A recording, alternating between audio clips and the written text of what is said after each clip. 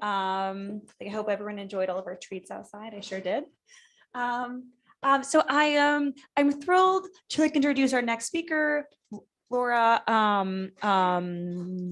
Brandimarte. Is that right? That's perfect. Hey. She is faculty at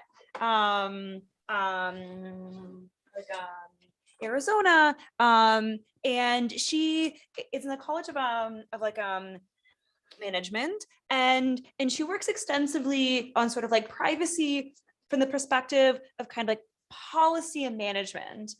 So we're very excited to kind of have her in this perspective of beyond just like algorithms that are important, but also how do we bring these algorithms into the real world, very much aligned with the themes of our talk. Before I turn it over to Laura, if you have any questions during the talk, raise your hand and I'll bring you the mic. And for Zoom folks, put your questions in the chat and then I will interrupt Laura as appropriate. And we'll also have some time at the end for some questions. So take it away, Laura. Thank you so much, everyone. It's such a pleasure to be here, although just virtually. So thank you for the invitation and giving me a chance to share some of my research with you guys. So yes, I'm an assistant professor of management information systems at the Eller College of Management here at the University of Arizona in Tucson. And today I'm going to talk about achieving the Possimpible when it comes to privacy management. So if you don't know the reference, I obviously stole it from Barney Stinson from How I Met Your Mother. So he says, all my life I've dared to go past what is possible to the place where the possible and the impossible meet to become the Possimpible. So nothing and everything is Possimpible. And I think about privacy management a lot like the Possimpible. In this past few years, I've been focusing a lot on turning something that seems impossible into Possimpible. So let's start from the impossible part. So as I said before, feel free to interrupt me at any time. I'll also make sure that I have some that I'll wait for a couple of seconds every once in a while, so that if you have questions, you can come in. So on the impossibility of privacy management, I've worked a lot on analyzing factors that affect people's privacy decision making. And in my research with my co-authors, we identified several factors that make it virtually impossible for people to put in place their desired strategies for privacy management to reach the desired level of privacy protection, which from a policy perspective might even be considered desirable level of privacy protection. And so I'll go over 10 of these factors, and this is not by any means an exhaustive list. It's just to give you a sense of really how difficult it is for people to manage their privacy. So we start from economic factors. There's going to be some jargon here, which I'll explain in the next few slides. We'll talk about some of the economic factors that affect people's impossibility to manage their privacy effectively. Asymmetric information, simply costs and benefits associated with technologies of storage, collection, and use of data, and something that some economists have called the privacy calculus. And there's other types of factors as well, psychological and evolutionary factors that also make it really, really difficult for us to manage our privacy properly. We'll talk about the desire to share and all the benefits around sharing. Adaptation, so the fact that people are really good at simply adapting to any condition that they're in, and also risk perception, how humans evolved to detect risks. And then also as a subgroup of psychological factors that affect privacy decision-making, I'll talk about specific human biases and limitations, which can be easily exploited by any organization that essentially has interests in doing so. I'll mention the control paradox, something that we named the control paradox in one of our earlier papers, some herding behaviors, some default bias, as well as emotional reactions. And I have those 3 dots at the end, basically, again, to emphasize that this is by no means an exhaustive list, but these are only some of the factors that we have looked into extensively. So let's start from the economics, right?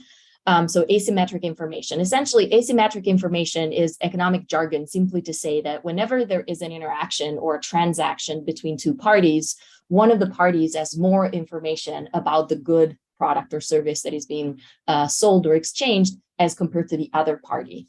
In the context of privacy management, we have on the one hand the individual who is mostly unaware of the risks associated with sharing information. And on the other side, corporations, organizations that know perfectly well the entity of, or the extent, I should have said, the extent to which data is exchanged, sold, what are the risks, what are the benefits. So unfortunately, people cannot avoid negative outcomes that they are unaware of.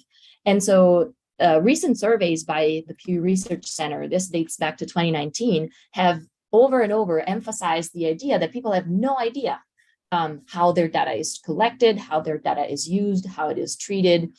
This is both true at the governmental level as well as the commercial level. So people essentially don't know very little or know very little about how either the government or commercial organizations use their data, what data they collect, and for how long they retain it, under what conditions, and so on and so forth. There is extreme confusion in the general public about what happens to their data, which obviously leads to the impossibility for people to make informed decisions. They simply don't have the right amount of information. And when they do, sometimes it's basically too late. So sometimes we discover the costs associated to information disclosure when the damage is already done. So maybe after a data breach has already occurred, and maybe we are a victim of identity theft. Or maybe after Cambridge Analytica scandal exploded. You guys will remember, obviously, the case of Cambridge Analytica. It started off as it seemed what looked like a simple game on Facebook, right? People were answering questions about their personality on one of those personality tests that are very common on platforms like Facebook. People started providing a lot of potentially sensitive information because it was about their personality. And this data ended up being shared with third parties and then used allegedly to create micro-targeting of political advertising on the platform, which is obviously quite concerning, but we only discovered this after the fact. So thanks maybe to the engagement of the media, thanks to documentaries such as The Great Hack or The Social Dilemma, but the damage had already been done. And what researchers have been trying to do since then is try to understand to what extent we've been damaged by this, right? To try to put a price maybe on this kinds of costs. But it was already too late. So asymmetric information is a problem that is endemic to the whole data market. And so obviously it prevents us from managing our privacy effectively. So I'll pause for a second in case there are questions, and then I'll move on to the second factor. Okay. So far, no questions. All right.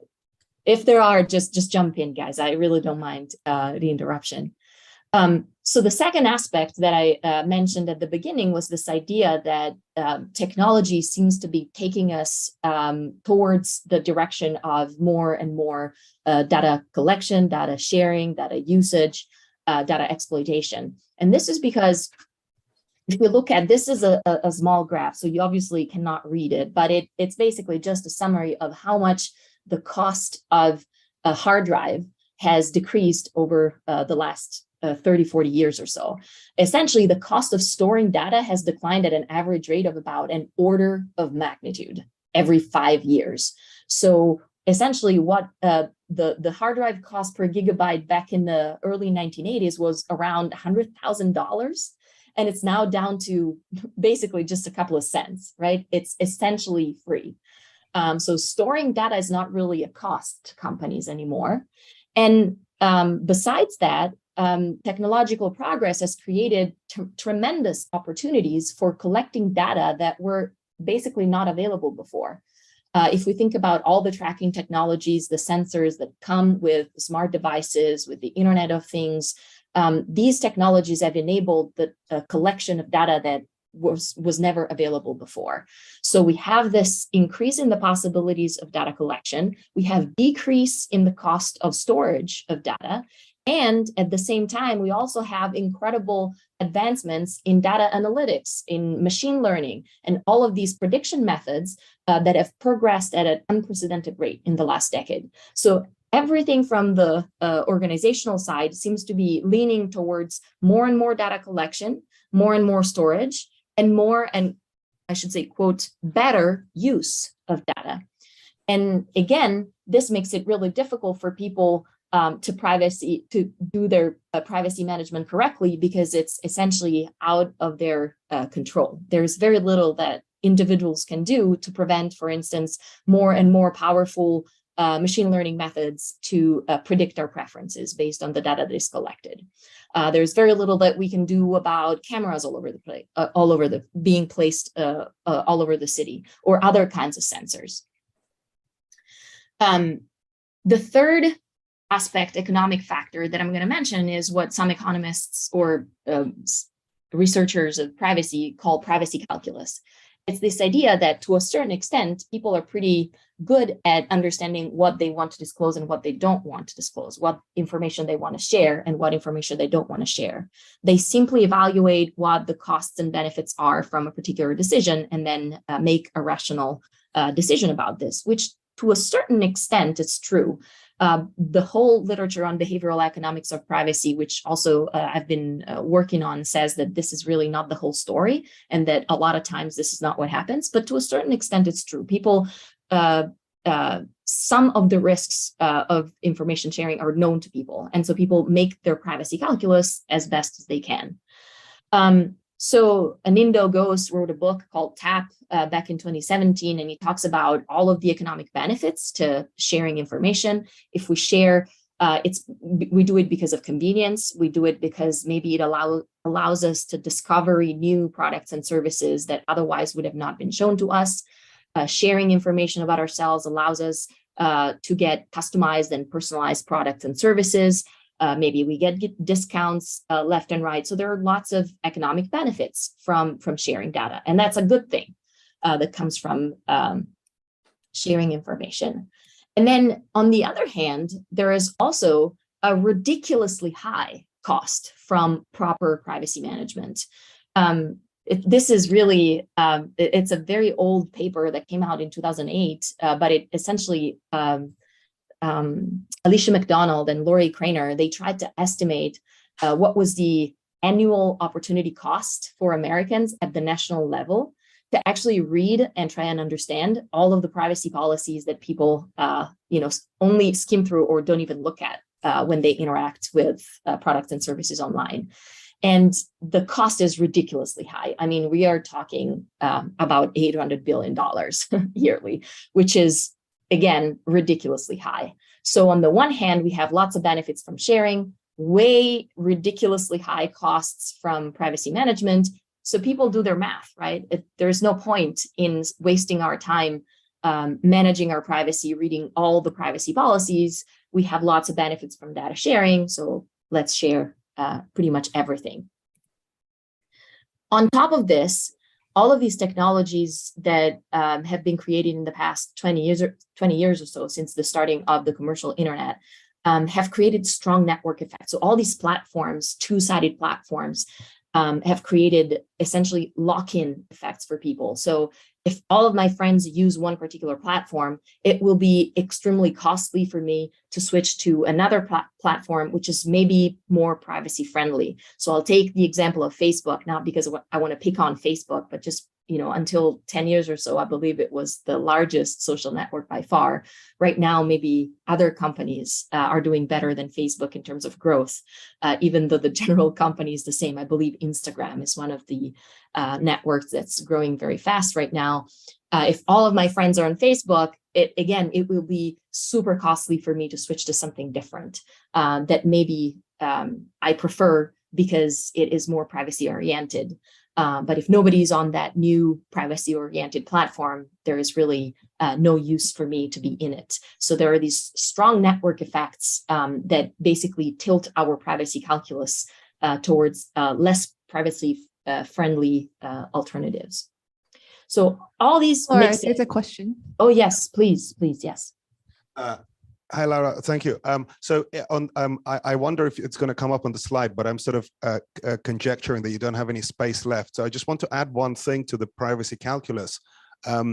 It does seem like a first order issue is the fact that there's externalities present in the action of sharing the data, right? So even if we were perfectly rational and I could calculate my own benefits, when I give up my data, I make it easier to track Irene, for example, right? And those costs might be an order of magnitude bigger than the 780 billion of reading, right? Which is just kind of dead weight loss, right? We can just, but the dead weight loss from these sort of bad prisoner's dilemma decisions could be enormous, right? Or is Absolutely. that not true? Or have people tried to estimate them, I guess is the question. I don't know of papers. We have talked about privacy externalities in our work, but I don't think that people have tried to estimate them, providing a cost, like a price tag to it. But you are absolutely right. And I agree 100% that there are significant privacy externalities here. And you can think of privacy externalities from at least two perspectives. One is the one that you mentioned, which is what I share may affect other people's privacy. And so that is one aspect. So I don't incorporate the cost to others of sharing data. The other aspect of privacy externalities is more related to what I call here these network effects. So if people are okay with sharing on Facebook, it makes it more costly to others who are not okay sharing on Facebook to use other platforms that are more privacy friendly.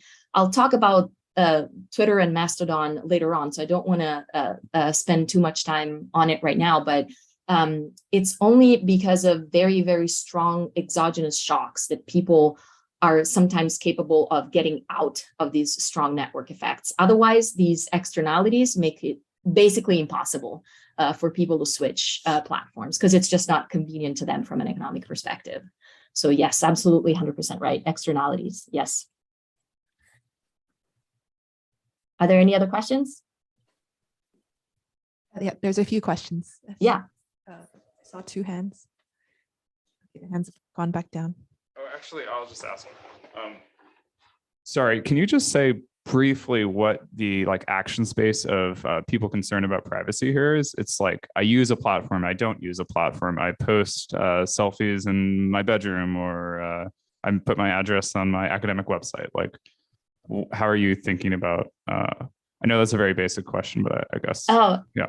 No, I get it. And sorry for the confusion. I am being I'm staying very, very general on purpose because I want to encompass all kinds of actions. So this might include, sharing information over social media, or having an Amazon Echo in your house, or having, all kinds of sensors in your car. On purpose, I'm being very, very generic because all of these concepts are, applied to all of these scenarios. Economic benefits and costs of information sharing are essentially applicable to all of those scenarios. You can keep going. Oh, okay. Sounds good. So let's see. I've talked a little about the economics of things. So let's move on to some psychology as well. So in a very interesting paper that was published by Carbone and Lowenstein in 2020, they were interested in looking at the drive to share. So obviously humans are social animals, and there are very, very high benefits from information sharing with each other. And in this paper, Carbone and Lowenstein essentially had this open-ended question where they were trying to understand why there is this desire to share, this drive to share. And obviously there's tons of benefits, right? People, all of these percentages that you see here, they don't add up to 100 simply because participants were allowed to provide multiple selections. But there's tons of reasons, right? So maybe you share with other people because you want to create an intimate relationship with them, and sharing achieves intimacy. Maybe you simply want to be understood. You want to felt understood by the other person. And so that's exactly what you're looking for, sharing information about yourself so that others might understand you better. Maybe you just want to receive comfort. You want to make an experience feel real. Maybe you want to get advice. There is tons of reasons why human beings have a desire, very, very strong desire to share. And interestingly, I don't have it on my slide here, but there is other papers in neuroeconomics that have looked at desire to share. And apparently, participants have been subjected to fMRI scans, so a scan of their brains while they were making decisions about sharing information. And it turns out that when we share information about ourselves, the parts of the brain are activated that are exactly the same as the ones that are activated when we receive a monetary reward. So it's intrinsically rewarding, even from a neurological perspective, to actually share. Not to mention all the psychological benefits from and physiological benefits from sharing. Penny Baker is the psychologist that you might want to look into if you're interested in looking at the psychophysical benefits from sharing. So again, this seems to suggest that there is tons of benefits outside of the strictly economic benefits that come from information sharing. So again, it seems to be a nudge towards sharing information rather than restriction. Another element that I should mention is adaptation. People tend to adapt very, very quickly to whatever level of privacy they're provided with. And there have been experiments. So at Jared et al. In 2018, they ran a bunch of experiments that look at changing privacy policies. And people really, so these experiments have shown that people adapt very, very quickly to whatever level of privacy they're provided with. And so the problem with that is that these leads to tolerance of low protections, right? If we are provided low protections to begin with, we are sort of okay with it. And this develops into what Draper and Turow called digital resignation. Digital resignation is this idea that because we feel that we have zero control over our privacy, we sort of give up. We don't even try. And if you look at digital resignation, it's everywhere. It is so real. I'll give you just a couple of examples. GDPR basically for some companies is automatically translated into accepting cookies. And so every website that we visit nowadays asks us to be tracked. And so we do this a million times. We are tired of doing this. We want to accept cookies because we simply want to move on with our lives.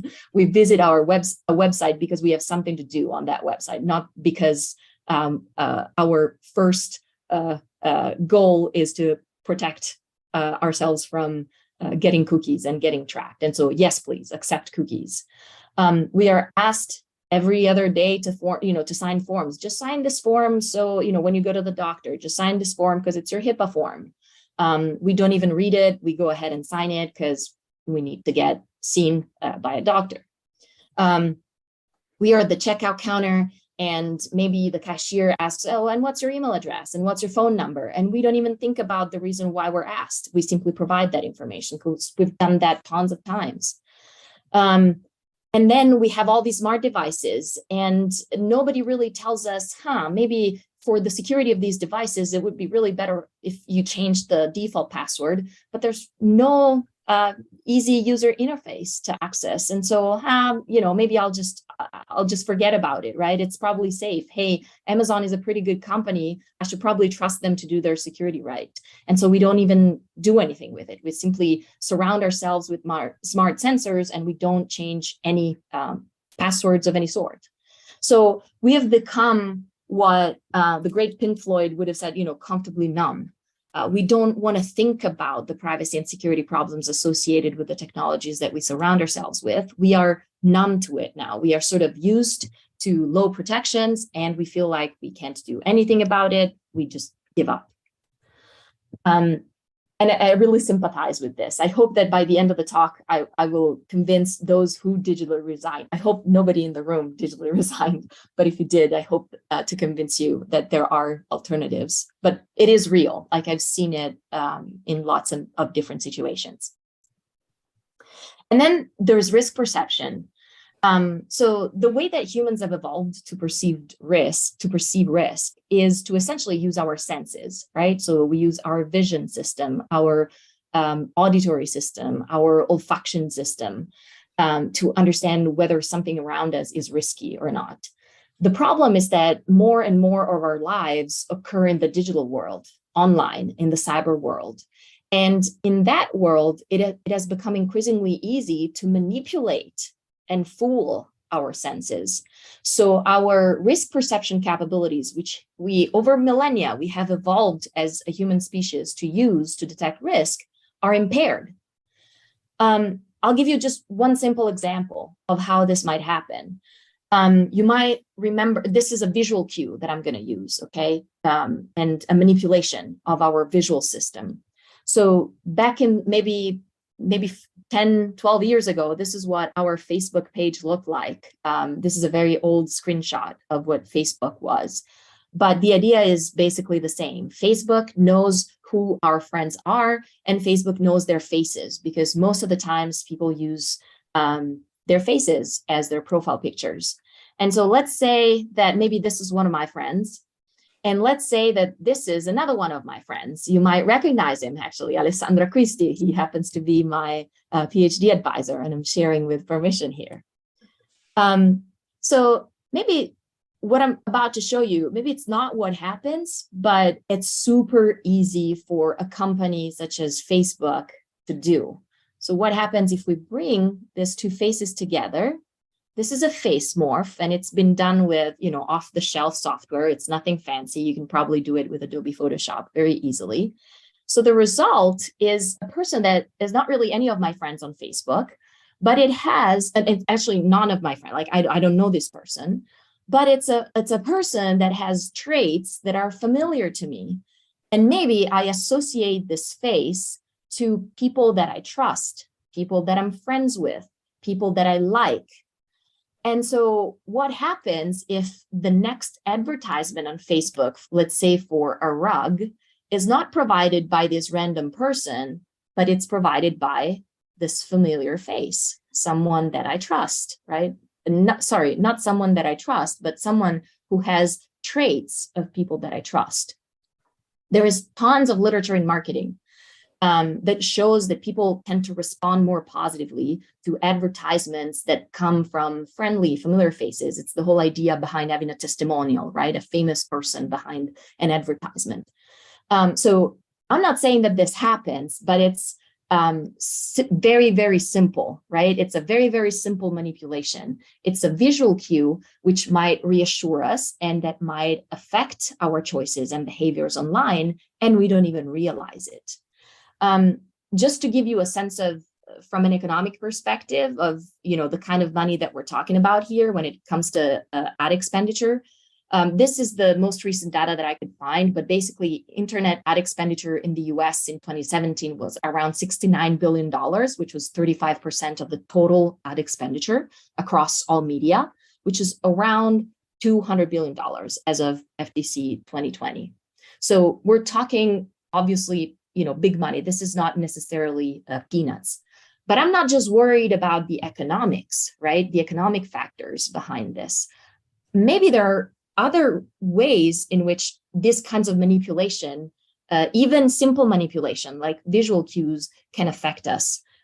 We already mentioned Cambridge Analytica, right? So what is the effect of politically targeted ads on democratic elections, such as the elections that we've had in the United States in 2016, right?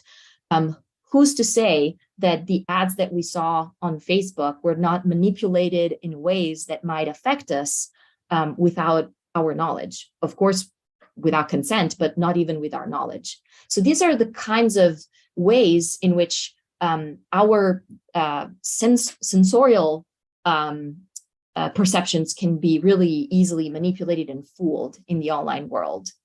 And I have experimental evidence, actually, to say something about risk perception and privacy concerns.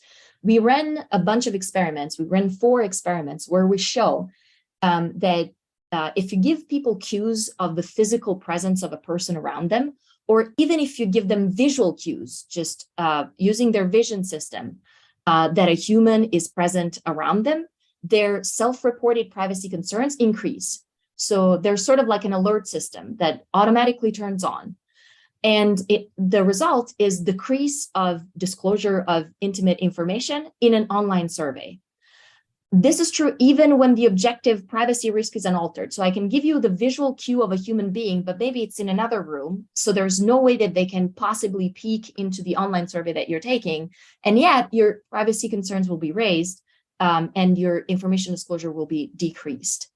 So what this means essentially is that we use our senses, our sensorial systems, right? Our vision, our auditory system, our olfactory system, to guide us in defining boundaries between what is public and what is private. And we use our senses to essentially instinctively perceive invasions into our private spheres. Imagine a feeling that someone is looking at you, right? We can perceive that. We call that in our papers a sense of privacy. The problem is that we use these senses to understand risk around us, but online, these senses might be very easily manipulated, just like the visual cues that I showed you before. And even worse with deepfakes, right? There's all these deepfakes that have now proliferated and that are everywhere on the internet, which essentially impair our capabilities to perceive risks in the online world. I'll pause for another second if there are questions before moving on to the next factor.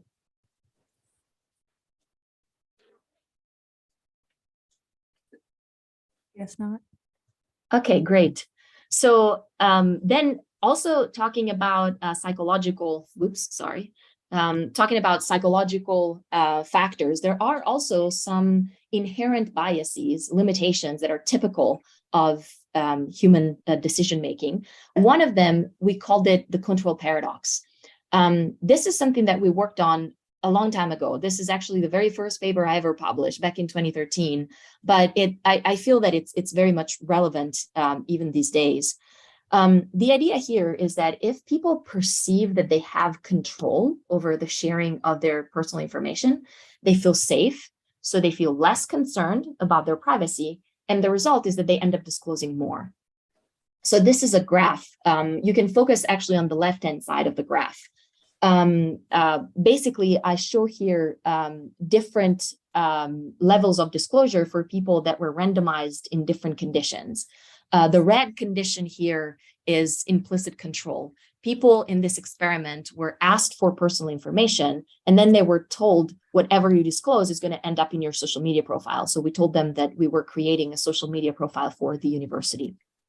And so you can see that basically, if you give people only implicit control, so if you tell them whatever you say is going to be published, people are not that willing to share. About 50% of the item they were willing to disclose essentially and share. But if you start giving them a little bit more granular controls, they tend to disclose more. So in these next 2 columns here, the white column and the shaded column, I'm giving people explicit control, but at the aggregate level. So I'm asking them questions, asking them to provide personal information. And then in one box, I tell them, tell me if you want to disclose all of the information that you provided on your social media. And even this high level, this aggregate level of control makes people less concerned and more willing to disclose.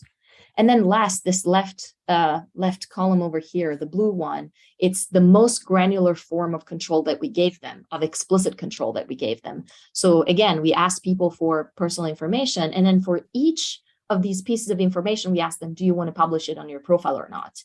So as soon as we gave them this granular level of control and people felt that they could really control the sharing of their information, they were okay just disclosing everything, almost 100% of the items they were willing to disclose. So we don't know if this was an unintended consequence of providing people with controls. But if we look at how control settings in social media have evolved over time, they've become more and more granular. So the result is that, yes, people, this is great, right? People are more in control, but the end result is that they disclose more. So while they might focus on who they're disclosing to in terms of audience, right? Creating lists, creating groups, separating their personal from their professional lives, they maybe forgot that the actual platform was anyway capable of seeing all that information. So shifting people's attention from away from the corporation and more towards the perceived audience. We call that the control paradox. Another factor is herding behaviors. So sometimes we don't really know how to behave when it comes to privacy management, right? And we try to get cues about what's the right thing to do from our environment, right? So we try to understand what other people are doing and we emulate them. Herding behaviors. And the issue here that makes privacy management, again, very, very difficult is that what we see on platforms such as social media is an infinite scroll of disclosure. It looks like the social norm is disclosure, right? We obviously don't see what people decide not to disclose. We only see a continuum of disclosures. So this seems to suggest that, hey, it's okay to disclose everything. So by using these herding behaviors, again, these herding behaviors essentially push us towards more and more disclosure and less towards more conscious privacy management. And another factor is default biases. So default bias is simply this idea that people tend to stick with whatever default they're provided with, a little bit similar with what I suggested when I talked about adaptation, right? We have low privacy protection, we adapt to it. We have low privacy protection by default, we tend to stick with it. The idea here is that companies can easily take advantage of our default bias, right? So we don't go out of our way to change default settings. And one example is what some have referred to as dark patterns. So what I talked about a minute ago with the control paradox, it was basically a dark pattern, but we didn't call it dark pattern. This sort of new terminology came up around 2019, and now everybody's interested in these dark patterns, but all they are really is just features of a user interface or of a platform that affect people's behavior in ways that tend to be to the advantage of the platform itself and to the disadvantage of the user. And one example, for instance, is this. So this is a company in the UK. Let's say you're purchasing a product or a service, you put it in your basket. On the left-hand side here, you have the total of your basket, what you're supposed to pay, and then the continue button. Of course, the I have read terms and conditions should be checked. But if you don't click on the more info button, you will actually never know that by default, you're also subscribing to all kinds of mailing lists, right? So by submitting your details, you consent to us keeping you informed by mail and email of exclusive offers and services. So this is a particularly pernicious dark pattern where people are automatically opting into an email list without even knowing unless they click on the more info button. So it's a very, very dark, I would say, pattern. And then last but not least, emotional reactions.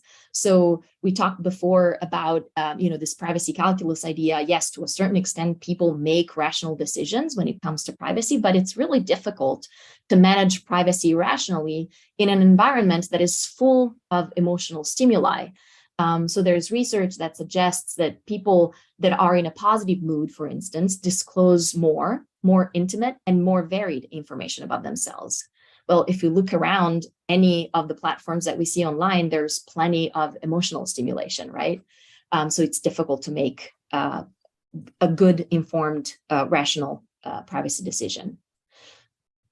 So all of these factors, and again, not exhaustive lists, there are other factors, seem to be basically making it totally impossible for us to do any kind of privacy management. So digital resignation seems inevitable. And yet, recently, we are seeing signs that many people are not really ready to digitally resign. There's very interesting work by Vincent and co-authors. They talk about these adversarial behaviors, people exploiting their data leverage. This idea of data leverage is the idea that we as consumers realize that big corporations that collect data and that create data-intensive machine learning algorithms, they rely on us to provide our data. And we are the ones to provide what some have referred to as data labor, right? So we are the ones who provide it. So we have leverage.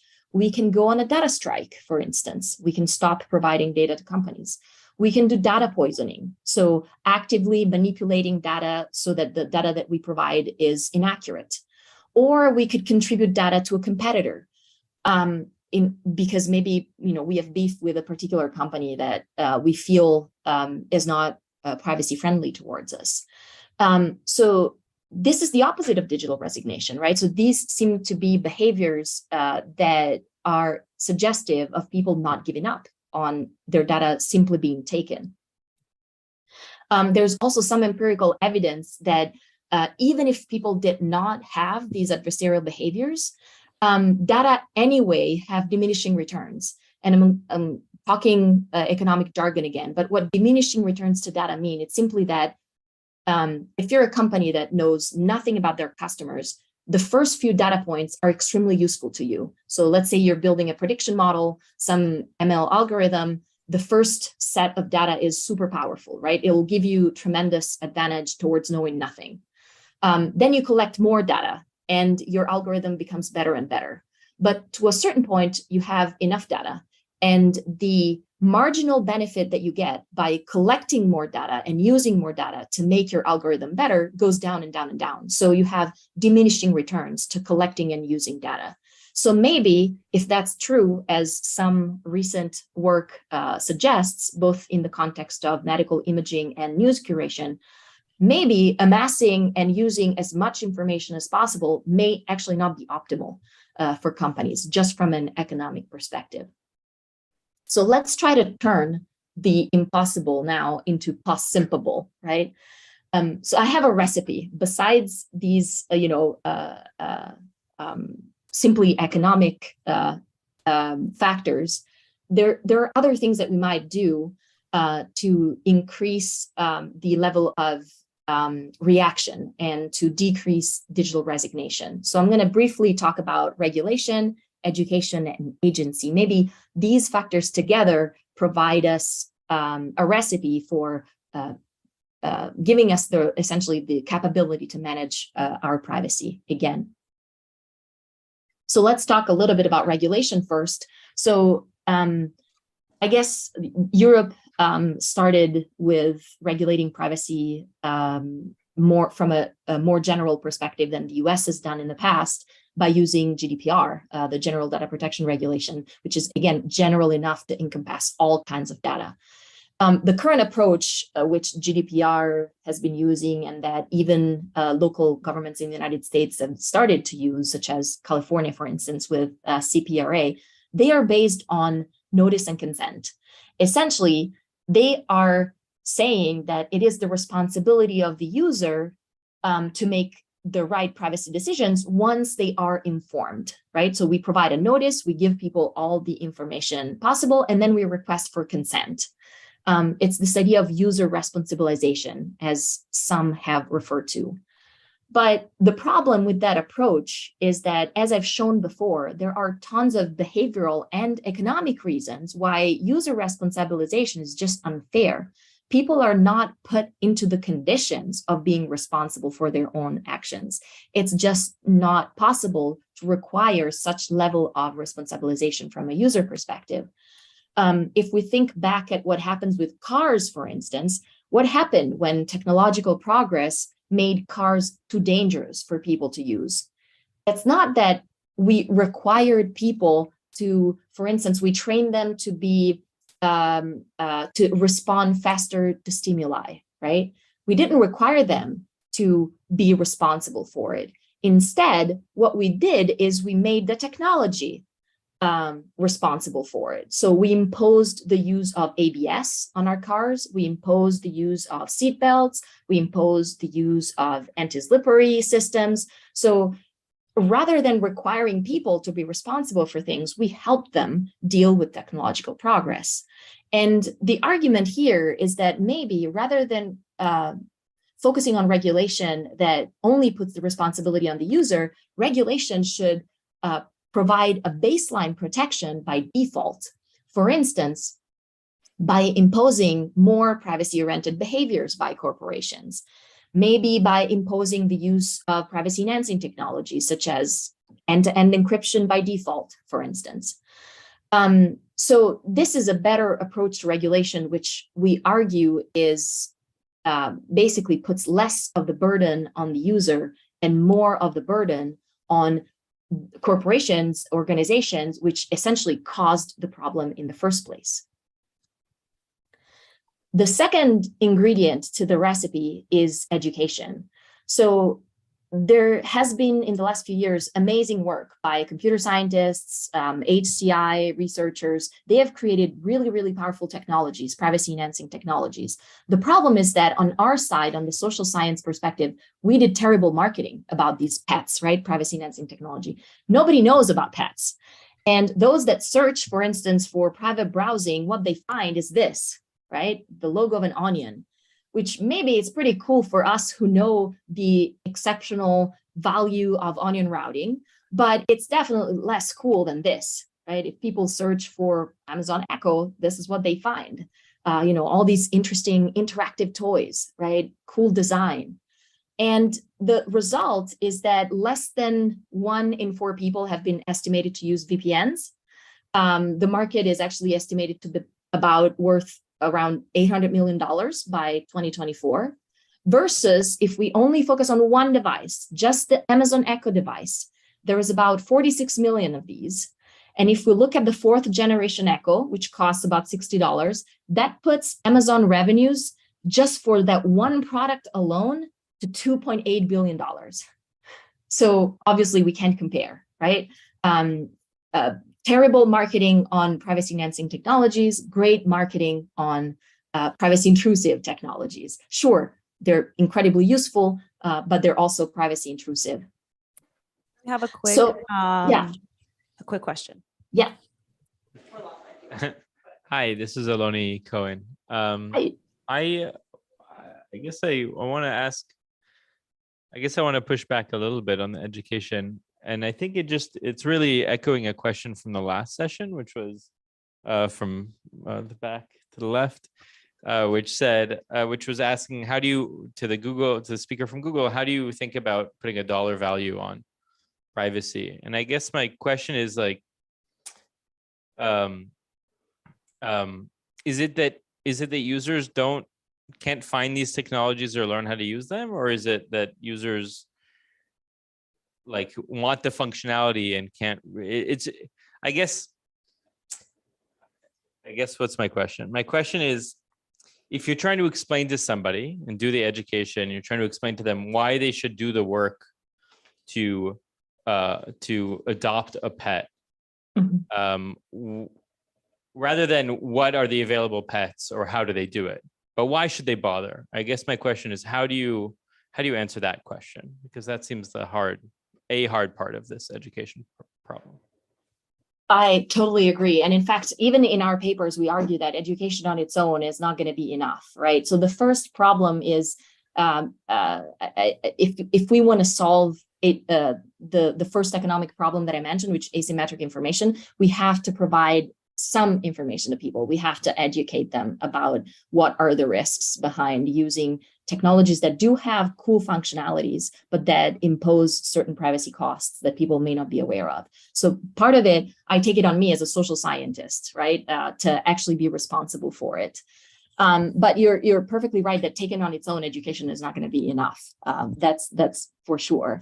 But I guess what I want to say is that I put the responsibility on us social scientists that study privacy technologies to make them publicly known and available to people. I guess what I'm saying, what I was trying to, I'll just move on to the next slide because this is going to help me explain this to you a little bit better. So these companies that sell products which have very, very insanely useful functionalities, they make their products sexy, right? If we look at Zoom, for instance, what Zoom did even before COVID, and even before much of our lives went remote, they had a very, very simple message, and the message was, we want to make video communication frictionless, right? It has to be easy for you to do this. It has to be easy for you to Zoom, right? It's even become a word, right? A verb. So I guess what I'm saying is, we should be, as social scientists that study pets, we should be taking a lesson from this, right? There are very, very good technologies that are frictionless, that provide the same exact functionality that other technologies do, but do it in a more privacy-friendly manner.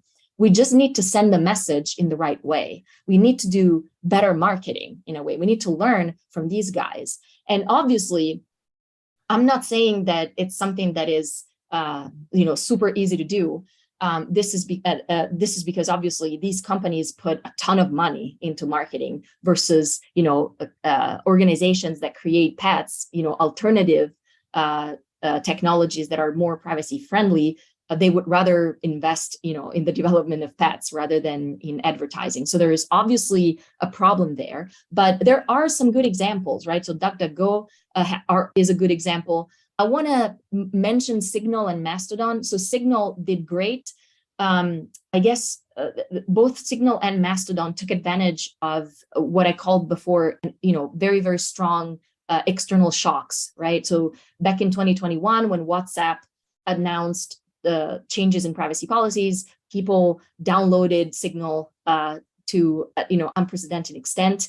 We're seeing the move away from Twitter just now in these days, now that Elon Musk finalized the acquisition of Twitter, and people are moving to Mastodon in flocks, literally.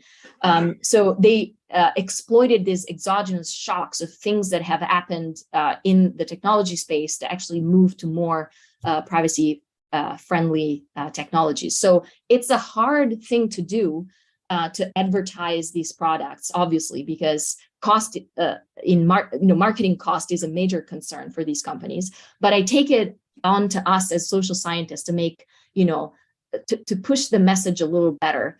I bet all of you guys know all of these technologies that I mentioned on this slide, but if you don't, Disroot is just a platform that provides all kinds of technologies that are privacy friendly, from communication technologies to privacy, to private notepads, alternatives to Google Documents, all kinds of productivity tools that Google, for instance, provides.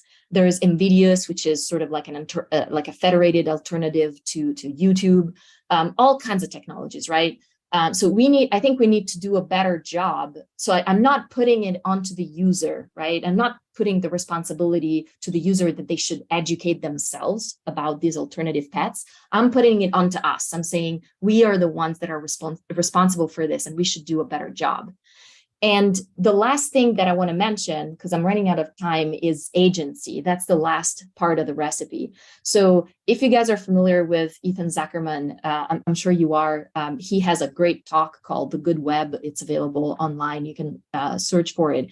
And essentially what he's saying is, people really don't want to maintain their own services. They don't want to go away from, Amazon Web Services or from Twitter or from Facebook to run their own decentralized server and their own decentralized system. So decentralization by itself may not work, but again, I call it upon institutions such as universities, for instance, to provide alternatives. And here comes our proposal. We call it the Digital Wherewithal Project. Essentially, we suggest that these kinds of decentralized services that would allow the user to enjoy the benefits of the technology without incurring into the costs of surveillance and centralization that all the big tech services and products entail. We could do it for them. So instances such as Nextcloud instances, if you guys are not familiar, again, it's another system to both store for storage and communication as well. So we could set up Nextcloud instances at local libraries. We could do it at the university level. We could train students and staff to actually maintain the service so that the user doesn't have to bother with managing their own decentralized system. We will do it for them. Similarly, for secure drop instances, again, I'm sure you're familiar. Secure drop is just is this tool that journalists, investigative journalists use to communicate securely with their sources. They are difficult to maintain. People don't want to do it. They may not have the resources to do it. So why not do it at the institutional level, maybe at the university level, local libraries, to provide people with alternatives that are just as usable as the commercial ones, but that protect them from essentially constant surveillance. So I guess the takeaway here is that if you don't care about privacy, that's fine. But if you do, you can help turn the impossible into Possimpible. And I know that I was a little fast here, but I hope that I was able to convince at least some of you guys that privacy management is Possimpible. So I'll just stop here and take a few questions if there are.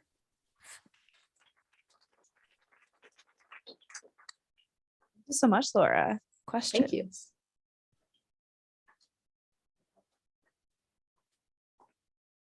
Hi, my name is Yuan Tong. I have a question. There's a rule in GDPR called right to be forgotten. So as a user, can I ask the company to delete some data that, as you said, that when company accumulate many data points, the value will diminish. So can I ask a company to just keep about 30 days data to achieve some efficiency and privacy? Yeah. Very good question. Yes. So what you can do as a European resident, I don't know if you're a resident of the EU, but if you are a resident of the EU, what you can request is for your data to be taken down. But whether or not the request is satisfied, that's a different matter. So the right to be forgotten was essentially the ratio, right? The reason for the law is that there is information about us out there which is probably outdated, which might affect our social interactions. Think of, for instance, very, very old criminal records that might affect our capability to, take a job, stuff like that. So those are things that are outdated, inaccurate, and that might have an effect in our social lives. So you can do the request to companies to take that information down, but companies are not required to do so. So it's up to them essentially to decide whether or not to take it down. And if they decide not to, you can try to sue by proving that that information still being out there caused harm to you. But it becomes a very, very painful process, right? So it's not easy, and it's not it's not implementable with just a simple request that you would do to Google. But people have tried. So if you're interested in this, follow Max Schrems, who's the guy who essentially sued Facebook a bunch of times and also essentially fought for a better agreement between the US and Europe when it comes to sharing data across the Atlantic. So he's the guy behind the Privacy Shield 2.0, for instance. So, but it's a very interesting legal debate. Thanks for the talk, Laura. This is Shuchi. I wanted to ask you about the role of regulation. So you presented a very convincing case that GDPR-style regulation is not very effective. It has limited use. But on the other hand, auditing is in my sense not very effective either, because of the extent to which it would be required, right? And so, do you see a middle ground here for regulation? And what do you think that might look like, effective regulation? Yeah. So what we are trying to push with our research is essentially a type of regulation that sets minimum boundaries of protection. Let's put it that way. So it shouldn't be left completely to the user to be responsible for their privacy protection. People should have some sort of so some people have called it privacy by default, right? And they have tried to incorporate this principle in software development, in actually development of both software and hardware. And the idea is that by default, privacy should be protected. And then if people want to share more, it's up to them to decide. So what we are trying to suggest here is, so the middle ground would be, let's use regulation in order to force privacy by default at the structural level. So, when you design an infrastructure, when you design either software or hardware infrastructure, it has to have privacy embedded in it. It shouldn't be an afterthought, and it shouldn't be the responsibility of the user to take care of it. It should be guaranteed by default. And this obviously met a lot of pushback, right, from companies. So sorry, guys, just 1 second, because my battery is dying. I'm just going to plug in my, sorry, just 1 second.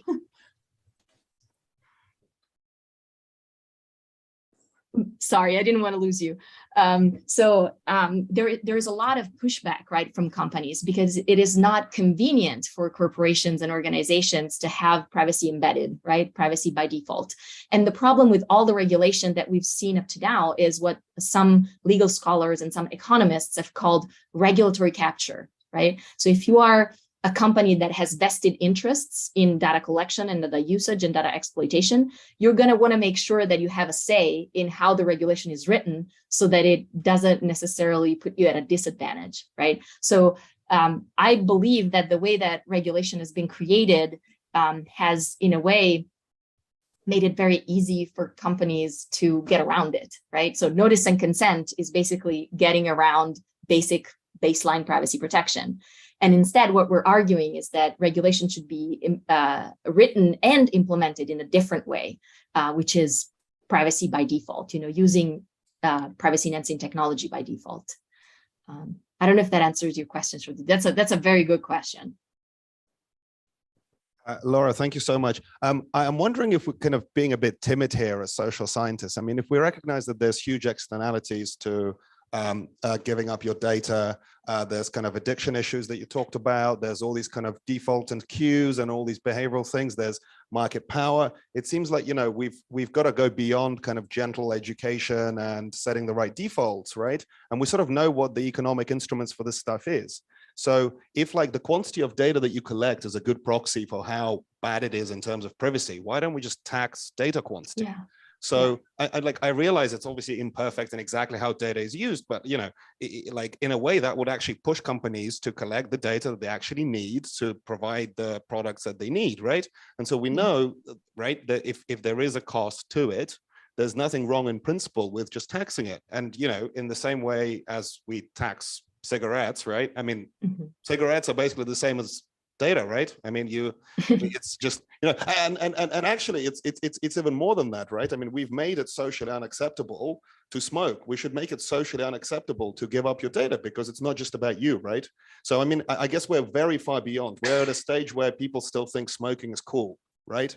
Because you just kind of, it's okay to give up your data. So eventually we'll get to a place where some people will think smoking is not cool. That's still not enough, right? Because there's passive smoking. That's the bit that kind of the externality bit that we discussed at the beginning.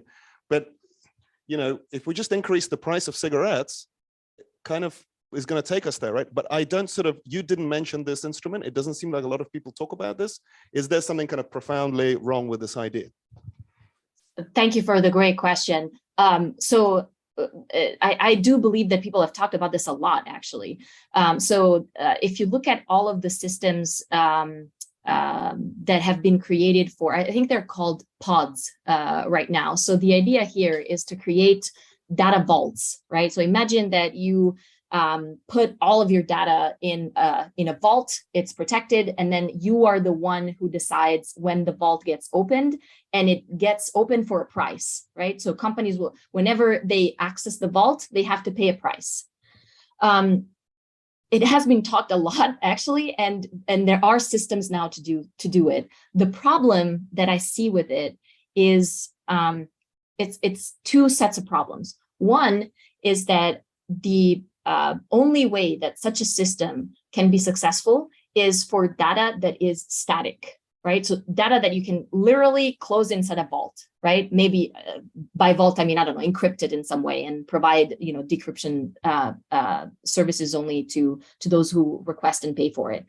But the problem is that a lot of the data that is used, for instance, for targeting or for tracking, it's dynamic data. It's data that changes over time, and it's data that gets created as you go about your life, right? It's not something that you can enclose in a vault and then that you can give people access to. That's the most useful data, and that's the one for which a model like the data vault wouldn't work. It's just not applicable because it's dynamic and it changes. The other reason why I think this is problematic is that it might create all kinds of inequities. If we think about privacy just as something that is based on monetary exchanges, we might end up favoring those that are capable of doing better bargaining. I'm better able to price my data correctly, so I'm going to get a better deal on it. So I'm a little bit afraid that if we only talk about the price of data, we might end up diminishing what we call dark matter of privacy. So the privacy intrusions that are very, very difficult to quantify, right? And that we can't put a price on. How do you put a price on fair democratic elections, right? That's something that's super difficult to do at the societal level, but even at the individual level, how do you price the value of this personality test that you took on Facebook, 5 years ago or something like that?